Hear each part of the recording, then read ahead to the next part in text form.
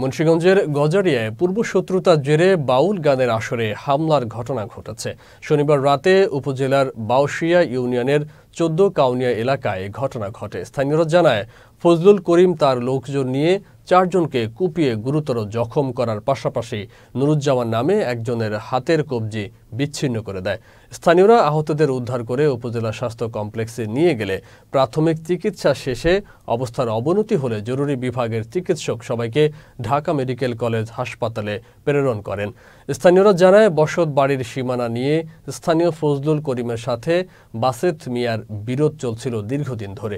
এর জের ধরে এ হামলা করা হয়। গজারিয়া থানার ভারপ্রাপ্ত কর্মকর্তা মাহবুবুর রহমান জানান, এ বিষয়ে তদন্ত শুরু করেছে পুলিশ। পরবর্তীতে আহতদের অভিযোগ অনুযায়ী আইনগত ব্যবস্থা নেওয়া হবে।